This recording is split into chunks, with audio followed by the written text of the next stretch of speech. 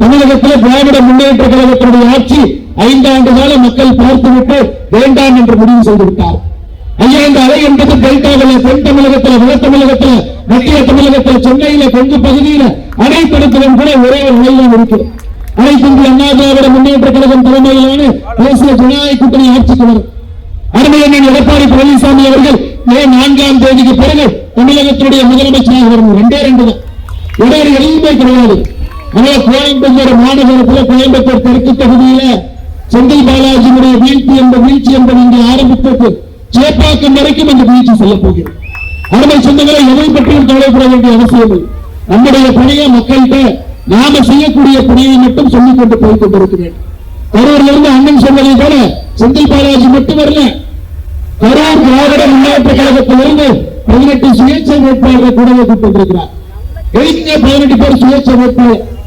ஒரு வேட்பாளரோடு சுயேட்சை வேட்பாளர் இருப்பாங்க, யாரும் இல்லை என்று சொல்லவில்லை. மாற்று வேட்பாளர் இருப்பாங்க, இல்லை என்று சொல்லவில்லை. எதற்கு இத்தனை பேர்? 18 சுயேட்சை வேட்பாளர் கிடைச்சா 18 பேர் பூத் வைக்க பிடிச்சுக்கலாம். ஒரு பூத்துல 18 ஆளை போடலாம். ஒரு பூத்துல 18 பேர் உட்கார்ந்தாங்கன்னா கலெக்டா பண்றேன். எச்சிக்கம்மியா வாக்கு நமக்கு வரலீங்கன்னா நிறுத்தி வை, சண்டை போடு. 7 மணி வரைக்கும் வாக்கு சதவீதத்தை நீட்டித்து போய் கலவரம் பண்ணுவதற்காகவே எவ்வளவு பெரிய கிரிமினல் பாருங்க.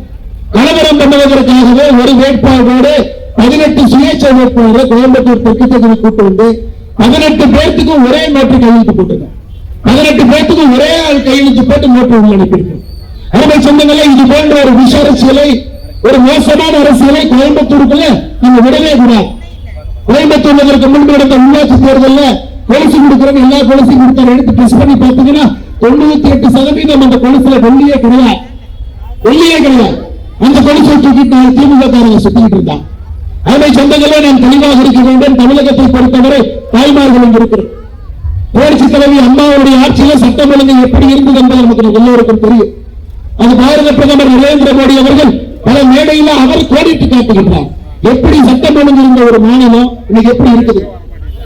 பெண்களுக்கு எதிரான கொடுமைகள் மட்டும் சொல்லுங்க. 8008 பேர் தமிழகத்திலே 5 ஆண்டுகள்ல படுகொலை. 8008 பேர்.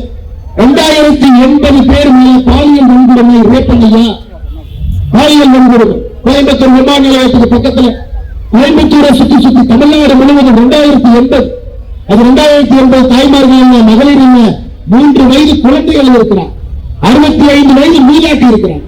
அதை பாதி இடத்துல திராவிட முன்னேற்ற கழகத்தினுடைய பொறுப்புடன் முதல் குற்றவாளியாக இருக்கின்றார்.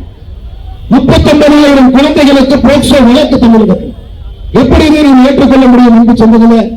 கடந்த 5 ஆண்டு காலத்தில் சட்டம் ஒழுங்கு என்பது தமிழகத்தினுடைய எந்த ஒரு அரசியல் சரித்திரத்திலும் இது போன்ற ஒரு மோசமான சட்டம் ஒழுங்கை நாம் பார்த்திருக்கிறோம்.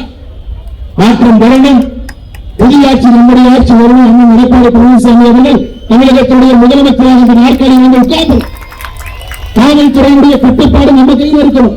காவல்துறையை நிறுத்துவதற்காக, சுதந்திரம் கொடுப்பதற்காக, பணி செய்வதற்காக என்ன சாதனை செஞ்சாலும் நீங்க வந்தால் முதலமைச்சர் மு.க. ஸ்டாலின் கரூரில் சொல்றாரு, நான் என்னுடைய அருமை சகோதரர் ஆற்றல் மிகுந்த தம்பி செந்தில் பாலாஜி கோயம்புத்தூருக்கு அனுப்பிட்டு இருக்கிறேன்.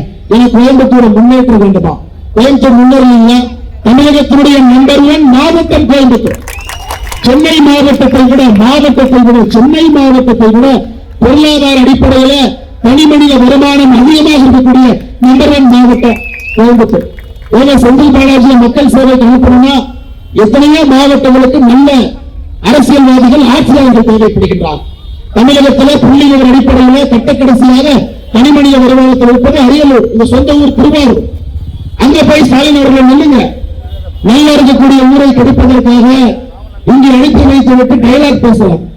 ஐயா, ஸ்டாலின் அவர்களை பொறுத்தவரை ஒண்ணுதான் பேசுவார். 2 பெட்டி கொடுத்தீங்கன்னா அன்பு தம்பி செந்தில் பாலாஜி 2 பெட்டி வாங்கியிருக்கார். 5 பெட்டி கொடுத்தீங்கன்னா ஆற்றல் மிகுந்த தம்பி பாய். 10 பெட்டி கொடுத்தீங்கன்னா என்னுடைய அருமை சகோதரர் ஆரியர் நண்பர் பாய். ஆனா செந்தில் பாலாஜி பெட்டியா கொடுக்கிறதுனால அவருக்கே தளபதி என்கின்ற பெயரை வைத்திருக்கிறார். அருமை சொந்தங்களை, இந்த கூட்டத்தை, இந்த மோசமான கூட்டத்தை பெண்கள் தயவு செய்து இந்த வீட்டு பக்கத்திலே அனுப்பாது. இவர்களுக்கு வாக்கு என்பது 2வது. இவர்களுக்கு ஓட்டு போடுவதற்கு, உங்கள் வீட்டுக்கு ஓட்டு கேட்டு வருவதற்கு கூட தகுதி இல்லாத ஒரு கட்சி திராவிட முன்னேற்ற கழகம் என்பதை நம்முடைய தாய்மார்கள் மறந்துவிடக் கூடாது. உங்க வீட்டு பக்கத்தில் கூட விடாது.